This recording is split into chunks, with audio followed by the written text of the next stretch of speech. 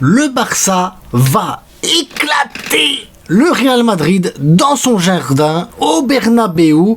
C'est comme ça que ça va, les gars. Oui, le Barça va éclater le Real Madrid. Ici, on est dans l'avant-match et on est des fous. On est des fous. Pouce bleu si tu penses que le Barça il peut éclater le Real.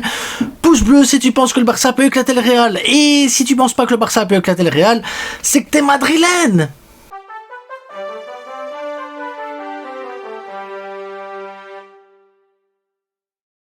Évidemment, on est là, ouh, purée, il s'enflamme. Mais je ne fais que reprendre les propos de tous les Madrilènes depuis le début de saison. Le Barça, il est premier parce que la Liga, elle est malade. Le Real Madrid gagne parce que les autres sont nuls. Et que le Real propose un jeu de merde. Le Real n'a pas de match référence en Liga. Le Real est totalement déséquilibré. Le Real Madrid brille par ses individualité. Le Real Madrid n'arrive pas à proposer quelque chose de correct. Si, de temps en temps, une mi-temps par-ci, une mi-temps par-là. Mais sinon, le Real Madrid n'est pas du tout au niveau. Alors là, maintenant, vous allez me sortir, et je le vois. Oui, mais t'as pas vu, on met 5 buts face à Dortmund en une mi-temps. Vinicius, dans 2 jours, il aura le ballon d'or. Il a mis un triplé face à Dortmund. Un triplé en une mi-temps. Le gars, il est là. Dortmund, ils sont 7e de Bundesliga. Ils sont dégueulasses, les gars. La première mi-temps, ils ont été dégueulasses. Ils vous ont mis 2 buts en marchant parce que vous étiez encore plus dégueulasses. Deuxième mi-temps, l'entraîneur de Dortmund, il s'est chié dessus, mais comme une merde.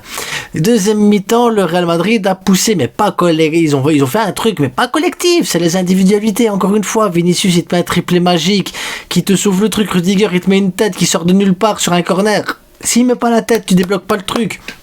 Il met la tête, le stade s'enflamme. Eux, ils sont là avec la peur. Et tu mets 5 buts parce que les gars, ils étaient perdus. L'entraîneur, il a fait des changements, t'as rien compris à la vie. Le Real Madrid a profité de cette hype. Et donc, dans votre tête à vous, le Real Madrid est devenu tout d'un coup, ouais, on est de retour.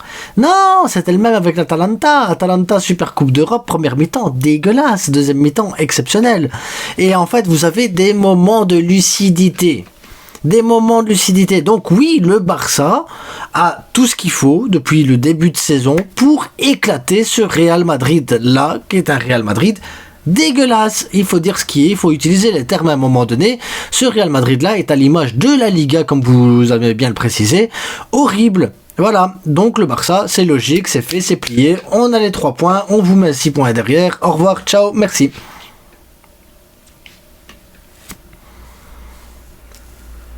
Si le football était mathématique, simple et efficace, on est d'accord. Seulement, un classico, ça se gagne. Un classico, ça se bat. Un classico, tu peux être dans la pire des formes du monde, tu peux être dans la meilleure des formes du monde, un classico reste un classico. Ces matchs-là sont des matchs hors du temps. Ces matchs-là sont des matchs que tu dois jouer à 300%. Tu peux pas laisser l'adversaire respirer.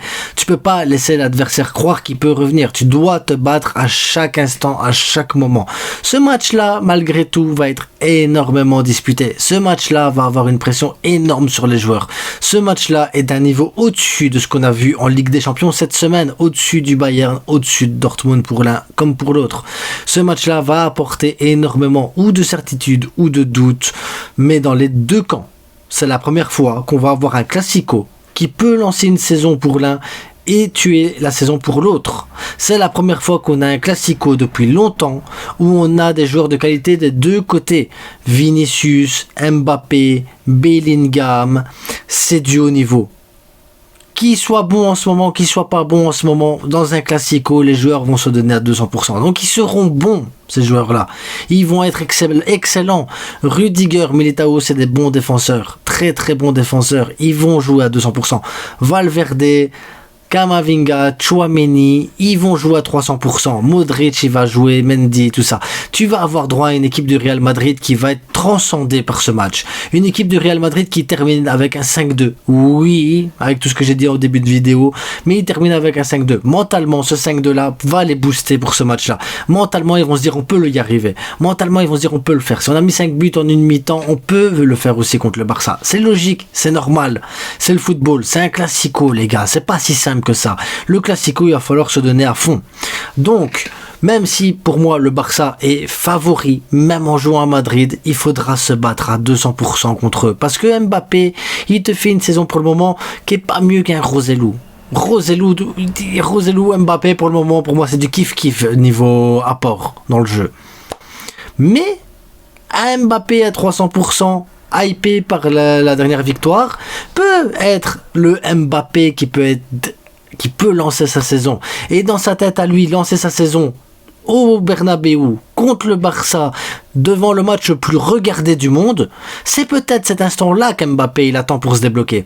Vinicius à 2 jours de son ballon d'or, à quelques jours aussi de son triplé en Ligue des Champions où tout le monde a vu Mbappé, a vu Vinicius, il peut aussi à un moment donné se transcender et dire je vais le faire. De l'autre côté, Bellingham qui est énormément frustré peut essayer de taper un but de loin ou un truc ainsi. On n'a pas à dire tiens, il peut faire des frappasses de loin et dire voilà je tente le tout pour le tout et réussir un truc de dingue. Valverde pareil. Donc il va falloir jouer à fond le coup, il va falloir jouer à fond ce match parce que ce Real Madrid là peut battre le record aussi d'invincibilité tenu par le Barça. Et ça les gars, il faut pas leur laisser. Le Barça, ce qu'il a fait était unique, ce que le Barça a fait était incroyable et on peut pas leur laisser ça. Donc le Barça va devoir se battre et pour se battre, tu te bats contre Vinicius. T'as un Koundé. Koundé peut tenir Vinicius. Koundé a le niveau pour tenir Vinicius. Koundé, il a tenu des Doku, il a tenu des Nico Williams, il a tenu des tas de super joueurs. Koundé peut tenir Vinicius. Koubarsi, Aroro peuvent mettre en difficulté Mbappé. Parce que Mbappé peut se mettre en difficulté tout seul avec cette pression-là. Et Koubarsi peut avec Inigo déjouer Mbappé. De l'autre côté, tu as qui à droite, tu as de l'autre côté normalement Bellingham ou Valverde qui va déborder sur le côté droit. De ce côté-là, t'as un Baldé. Baldé, il peut faire le taf. Milieu défensif, Casado, les gars, Casado peut tenir son rang face à Bellingham. Je suis convaincu que Casado peut empêcher Bellingham comme on a eu au dernier Classico aussi où Gavi tenait Bellingham. On n'a pas vu Bellingham une seule fois tant que Gavi était dessus. Casado a ce même rôle. Casado peut le faire aussi, se mettre sur Bellingham et empêcher Bellingham de pouvoir créer. Il faut pas oublier que le Real Madrid n'est pas une équipe qui arrive à créer facilement. Si tu empêches les créateurs de créer, le Real Madrid ne fera rien. Et c'est ça le but, c'est ça l'idée en fait, c'est d'empêcher le Real Madrid de pouvoir lancer les joueurs, c'est d'empêcher le Real Madrid de pouvoir se libérer des espaces. Casado sur Bellingham, il peut le faire, il peut l'empêcher, c'est certain. Et derrière, tu mets un Pedri qui va faire la création, un Dani Olmo qui va faire la création, qui va se faufiler entre les lignes, un Lamine Yamal qui va obliger à ce moment-là l'ailier de redescendre et d'aider un Ferland Mendy. Ça sera Mendy à gauche, les gars. Il faut pas penser que ça va être Fran Garcia. Ça sera Mendy. Robert Lewandowski face à Rudiger, face à Militao. Il l'a déjà fait. Il peut le refaire. Ce Lewandowski-là marche sur l'eau. Suffit qu'il ait la bonne occasion pour mettre le but. Et à côté de ça, un Rafinha qui lui aussi va montrer qu'il est brésilien. Un Rafinha qui est revanchard, un Rafinha qui va se dire non, le meilleur ailier gauche du Brésil, c'est moi. Et donc il va vouloir montrer face à Lucas Vazquez. Donc c'est Lucas Vazquez qui va devoir tenir Rafinha, les gars. Je sais pas si vous vous rendez compte de la dinguerie. Rafinha devrait avoir des boulevards. Rafinha devrait pouvoir dribbler Lucas Vazquez. Parce que Lucas Vazquez défensivement, c'est pas ça. Lucas Vazquez offensivement, ok. Ça peut être Cafou, mais défensivement, Lucas Vazquez va te laisser de la place. Et il va falloir profiter de ça. Ça veut dire que tu auras sûrement un Valverde qui va devoir couvrir Lucas Vazquez. Tu vas certainement avoir un Bellingham qui sera tenu par Casado. Tu vas avoir des attaquants qui vont être déséquilibrés parce que défensivement, on peut tenir le truc. Donc oui, le Barça a toutes les armes, comme je le dis en début de vidéo, pour éclater ce Real Madrid-là. À condition de jouer ce match à 300%, à condition de se donner à fond, à condition de vraiment jouer le match comme jamais tu as joué ce match-là. Et je suis convaincu que les joueurs sont dans une hype à pouvoir terroriser n'importe qui sur n'importe quel terrain. En plus, le Real Madrid arrive et là par contre je suis dégoûté, c'est Thibaut Courtois, Carvajal, Rodrigo et j'en oublie encore un qui est absent et ça me fait un peu mal parce que je me dis ce Barça-là peut gagner contre le Real Madrid mais un Real Madrid qui sera diminué par des blessures importantes. Oui, parce que ce sont des blessures importantes. Thibaut Courtois, il leur sauve le match contre Dortmund. Je l'ai dit dans le débrief, ça aurait pu être 3-0 pour Dortmund à un moment donné, Thibaut Courtois fait l'arrêt qu'il faut. Au 2-2, ça aurait pu être 3-2 pour Dortmund, Thibaut Courtois fait l'arrêt qu'il faut. Une minute après, le Real met le 3-2. Donc c'est-à-dire que Thibaut Courtois est extrêmement décisif dans chacune des victoires du Real Madrid.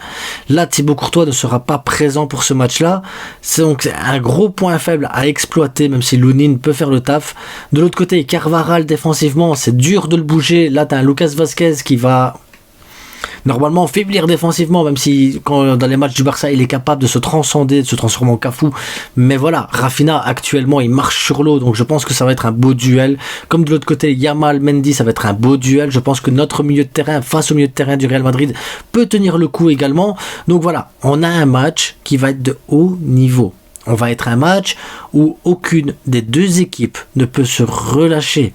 On est à un match où même si l'adversaire a 2 buts d'avance, que ce soit le Barça ou le Real, tu ne peux pas faiblir. Tu ne peux pas stopper le jeu. Tu ne peux pas perdre du temps. Parce que l'équipe va revenir. L'autre équipe est dans la capacité physique, mentale de revenir sur l'autre. Il y a 2 équipes qui ont vraiment quelque chose à prouver. 2 équipes qui ont besoin de prouver quelque chose. 2 équipes qui ne peuvent pas se permettre de perdre. Tu ne peux pas te permettre de perdre le Classico. Ni le Real, ni le Barça. Si le Barça perd le Classico en ayant gagné contre le Bayern Munich, le Real Madrid revient au même point que le Barça. Tu peux pas te permettre que le Real Madrid revienne au même niveau que le Barça en ayant un Barça qui marche sur toutes les équipes de Liga. Et cette défaite-là se ferait mal en sachant que le Real Madrid de l'autre côté gagne de justesse ou sur un truc ou sur autre chose. Donc il y a vraiment quelque chose à faire. Et il ne faut pas le perdre. Le Real Madrid, de son côté, ne peut pas perdre ce match parce qu'ils sont en justesse, ils sont en manque d'équilibre, ils sont en manque de beaucoup de choses, ce Real Madrid-là en Liga.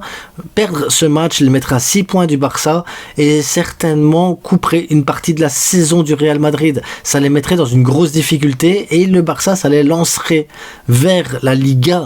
Déjà maintenant, ça les lancerait vers la Liga. Vous allez dire, oh, mais c'est que 6 points, c'est 2 jokers. Mais 6 points, c'est énorme en Liga. 6 points dans ces conditions-là, c'est énorme.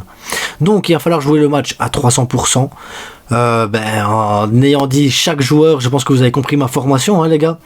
Koundé, Baldé, Inigo, Cubarsí, Casado, Pedri, Olmo, Lamine Yamal, Robert Lewandowski, Rafinha. Il n'y a rien de mieux. Et en plus, dans tes remplaçants qui peuvent rentrer sur le match, t'as du Gavi, t'as du Frenkie, t'as du Fermin Lopez qui est vraiment en forme en ce moment. Donc, ça va. C'est la première fois qu'on a une équipe qui peut vraiment rivaliser avec le Real Madrid en termes de jeu, en termes de possession, en termes de style, en termes d'efficacité, en termes de tout. Donc, le fait de jouer au Bernabéu ne posera aucun problème au Barça. En attendant, je vous souhaite à tous une bonne journée, une bonne soirée. On se retrouve samedi matin. Je ferai une vidéo spéciale avant-match avec les dernières actualités du Classico.